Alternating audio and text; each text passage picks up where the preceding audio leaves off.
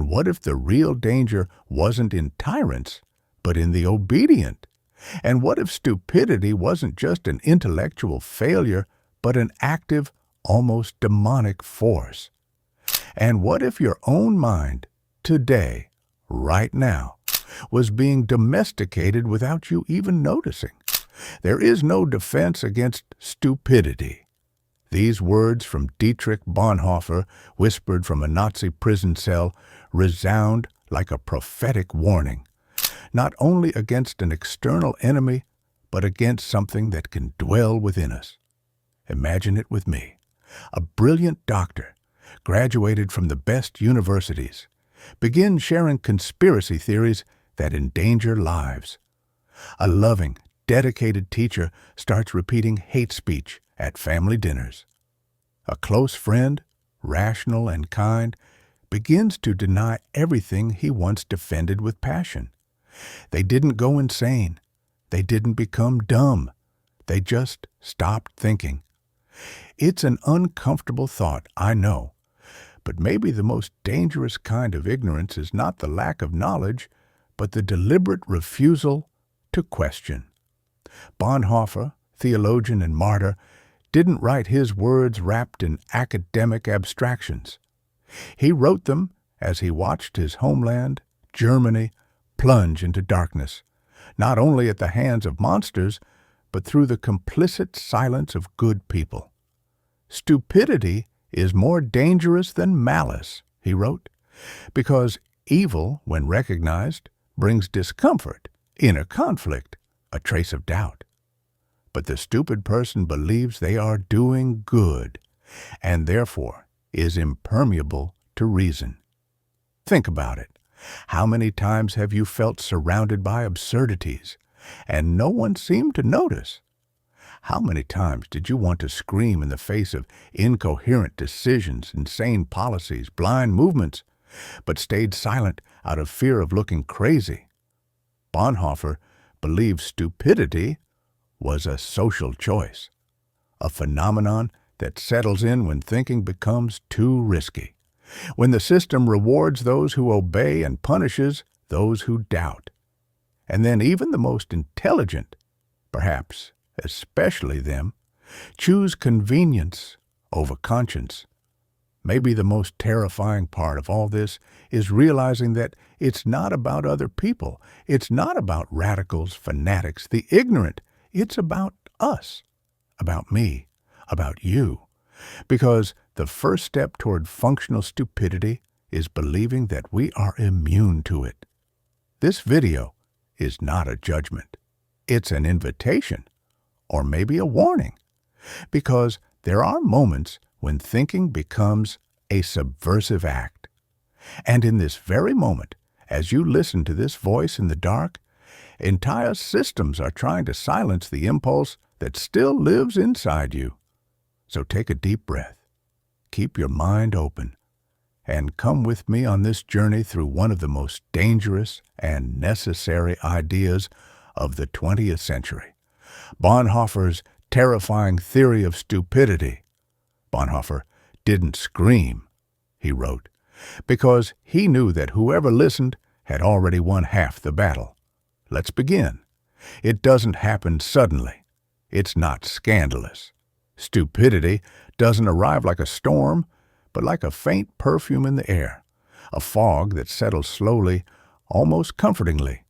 The person doesn't wake up stupid. They surrender little by little, because thinking hurts, because doubt frightens, and somehow it's easier to believe what everyone says than to listen to the uncomfortable whisper of your own conscience. From the cell where he awaited execution, Dietrich Bonhoeffer wrote something that challenges every traditional philosophy manual. In conversation with the stupid, it is not the person who speaks, it's the slogans that possess them. Read that again. We're not talking about ignorance, but about possession. When the mind is no longer a free space, but a field occupied by slogans, catchphrases, bottled certainties. You know that friend who suddenly starts repeating the same phrases he saw on Instagram or television with a conviction he never had before, that certainty that sounds rehearsed, that strange shine in their eyes. They're not being dumb. They're being functionally stupid because someone or something is already thinking for them. Bonhoeffer's theory becomes even darker when it intersects with the experience of Stanley Milgram, a psychologist who in the 1960s asked ordinary people to administer electric shocks to other human beings under orders from an authority figure. 65% obeyed until the end, even hearing screams of pain. What does this tell us? That the line between evil and stupidity is much thinner than we imagine, and that many times those who obey believe they are doing the right thing. Stupidity, then, is not just a void. It's a force with direction. A force that can transform teachers into indoctrinators, scientists into deniers, and ordinary citizens into replicators of totalitarian discourse, all without noticing, because they believe they're on the right side. And perhaps the most disconcerting thing is realizing that no one is safe. Not you, not me, because stupidity doesn't ask for permission. It creeps in during moments of haste, fear, exhaustion, when we're too tired to think critically, when we prefer a 30-second video to a 300-page book, when we accept what we're told because questioning it requires effort. Look, it's not that the stupid person is incapable of thinking, it's that they choose not to. And that decision, even if unconscious, is dangerously seductive. The world is so fast, so chaotic, so saturated with information that disconnecting from critical thinking sometimes seems like relief. But that's where the tragedy begins. Modern psychology has a name for this: cognitive dissonance. When our beliefs are confronted by facts, we feel discomfort, and many times we prefer to distort the facts than revise our beliefs. Bonhoeffer saw this happening again and again in his native Germany when educated, religious, sensible men surrendered to absurdity. Now, you understand why this theory is so terrifying, because evil doesn't always come with red eyes and sharp teeth. It can come with a calm voice, with good intentions, with a catchy phrase on a car bumper, and it spreads through likes, applause, votes. There is something within us that longs to rest, that cries out for security, belonging, easy answers. And it is precisely in that longing where functional stupidity finds shelter. It takes tremendous courage to stay awake. Thinking, in times like ours, is almost an act of rebellion. So next time you feel that something isn't right, even if everyone around you says otherwise, listen to that discomfort. It may be the last remnant of your mental autonomy, because the seduction of stupidity is not thunder. It is a soft lullaby, and that is how it wins. Bonhoeffer wasn't a hero by vocation. He was, first of all, a thinking man. And that's exactly what made him dangerous in a time when thinking was a lethal risk. When everyone else kept quiet, he wrote. When everyone else bowed, he resisted with ideas. His cry did not manifest in protest, but in lucidity. Imagine yourself in his place, a young, brilliant Lutheran pastor, son of an educated family, accustomed to academic settings, philosophical debates, books open under the sunlight of reason, and suddenly the civilized world around him collapses. Professors, doctors, judges, pastors, all surrendered to the absurd, not out of evil, but out of convenience, out of fear, out of stupidity. There, in that moment, Bonhoeffer didn't choose safety. He chose integrity. He joined the resistance against the Nazi regime, helped Jews escape, conspired to assassinate Hitler, all of it knowing he would be arrested, all of it knowing he could and would be executed. But what drives a man to walk lucidly toward his own end? This is where philosophy meets the sacred. Bonhoeffer called it costly grace, grace that demands everything, but in return gives you back your soul. For him, thinking was a form of faithfulness, faithfulness to God, to truth, to humanity. And it was precisely because of that, in a blind world, he was seen as a threat. His letters from prison are a monument to intellectual dignity.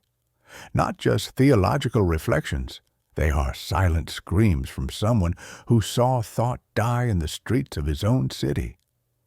In one of his most chilling passages, he wrote, "Stupidity is a more dangerous enemy of the good than malice. Against it, protests are useless. Arguments don't work. Love cannot reach it. Everything crashes against it like waves on a rock." There is something deeply tragic and beautiful in that, because he knew that the enemy wasn't only Hitler, it was the complicit silence, the social cowardice, the paralysis of those who preferred not to see. And yet, he did not hate the stupid. He understood them. He knew that stupidity was not genetic, it was social, the result of structures that suffocated thought, rewarded obedience, and punished doubt. That's why his proposal was never violence, but clarity, the courage to think, even when thinking becomes synonymous with solitude. Bonhoeffer knew that those who think become distant. It's inevitable. Reflection takes you to places the crowd doesn't want to go. It pulls you from the comfort of certainties and pushes you into the abyss of questions. But it is there, at the bottom of that abyss, where freedom begins. There's a moment in his story that haunts me. The day before he was hanged, he looked at his cellmate and said, "This is the end. But for me, it is the beginning of life." It wasn't a metaphor. It was absolute clarity. He knew he had triumphed because he didn't surrender, because until the very last moment, he thought with honesty. And maybe that is the most urgent message he left us. Thinking is dangerous, and yet necessary. In a world where stupidity is rewarded with likes, positions, and applause, thinking becomes an act of radical courage. It's not about being the smartest. It's about being the most integrous, about choosing the discomfort of doubt over the comfort of certainty.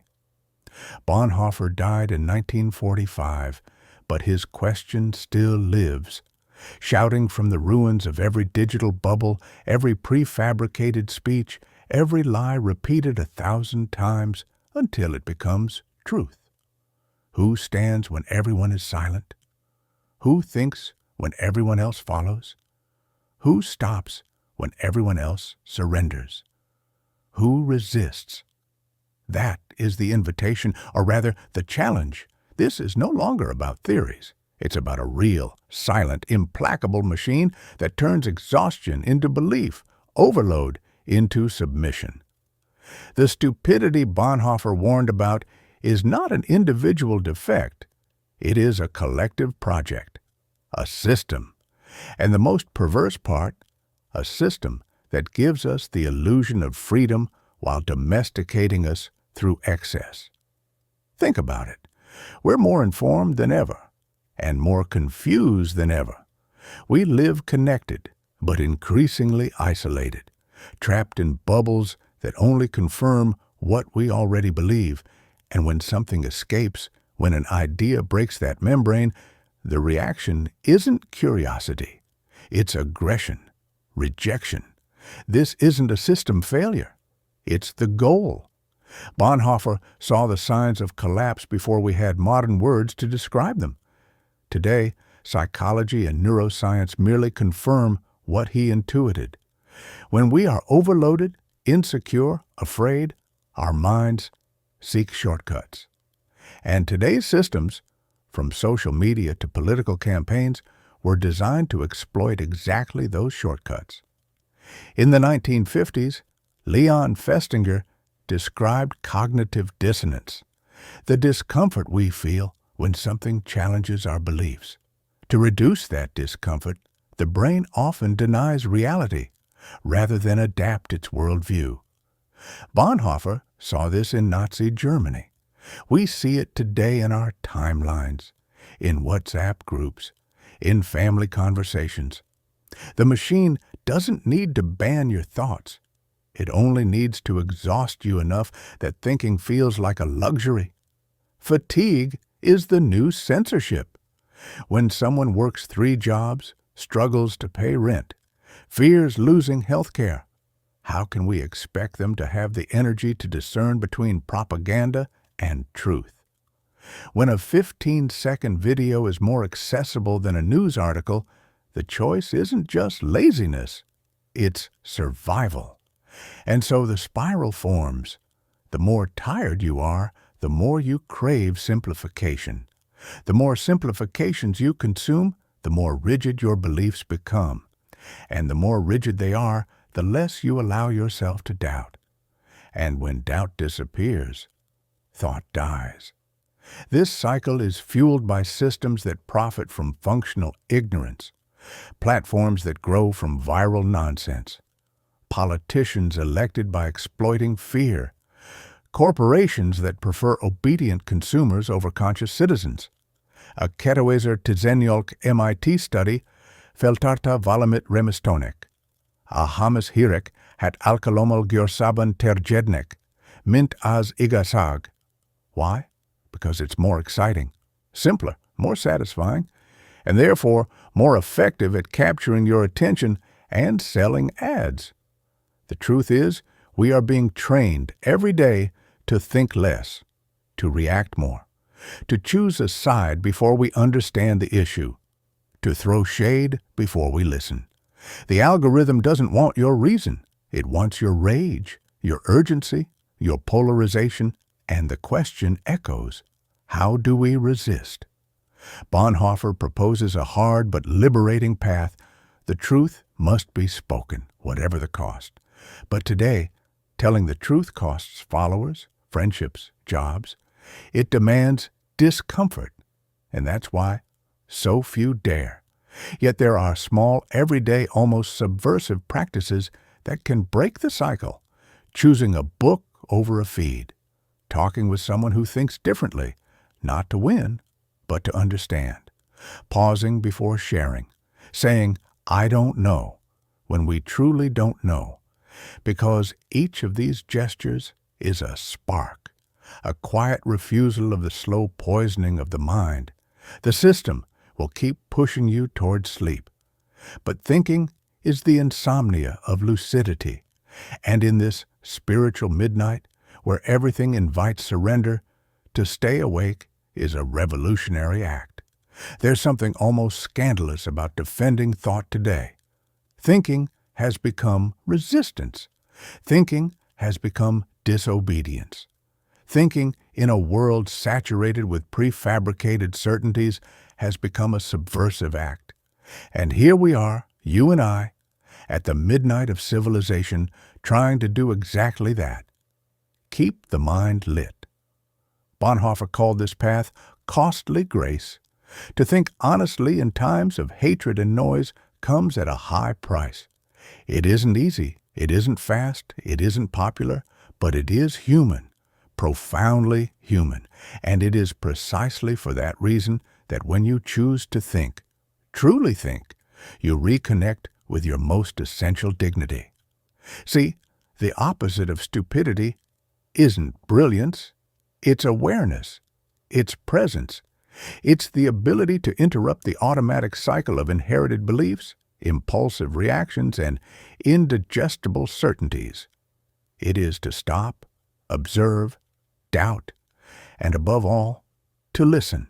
Yes, listen, because thought is born not just from what we affirm, but from what we allow ourselves to hear.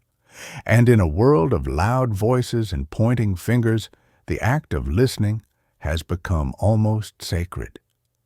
But how can we resist when everything urges surrender? Bonhoeffer had already sensed it. Thought cannot be sustained by logic alone.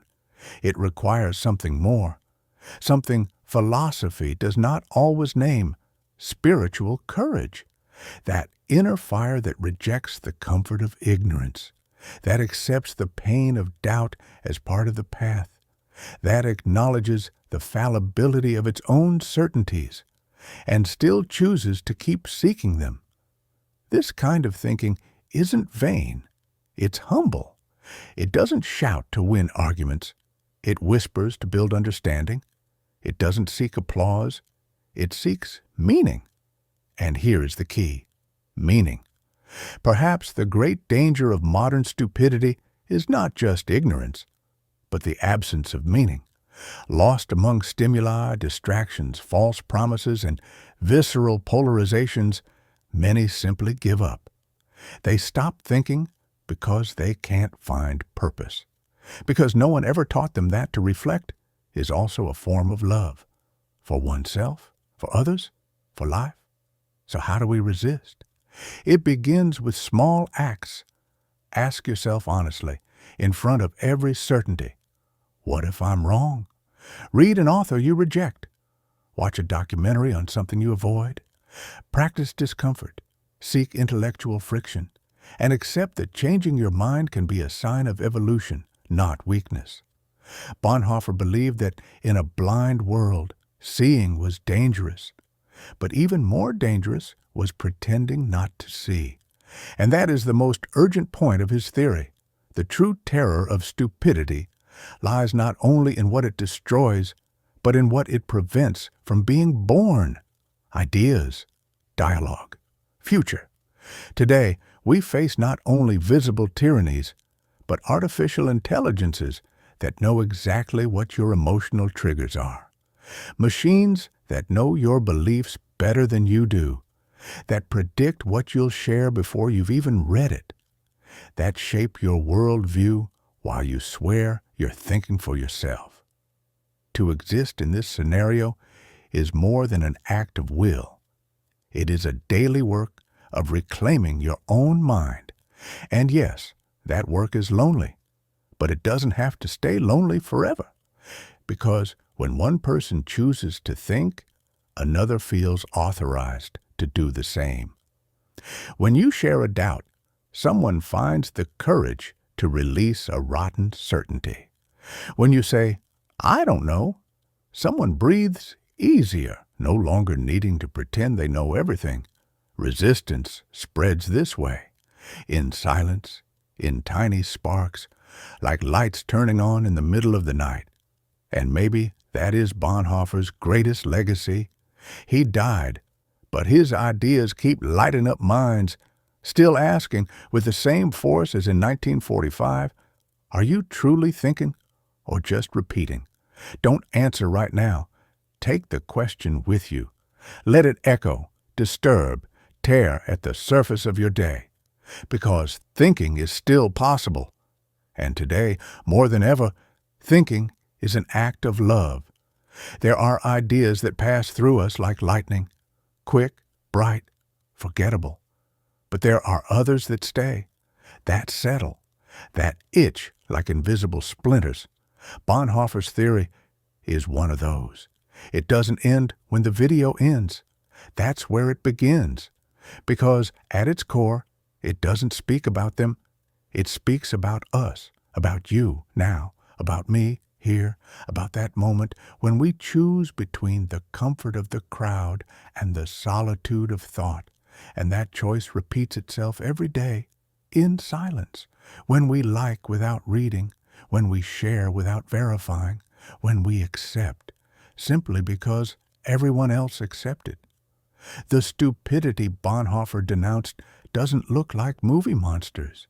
It looks like your coworker, your timeline, your mirror. But there is something deeply hopeful in all this.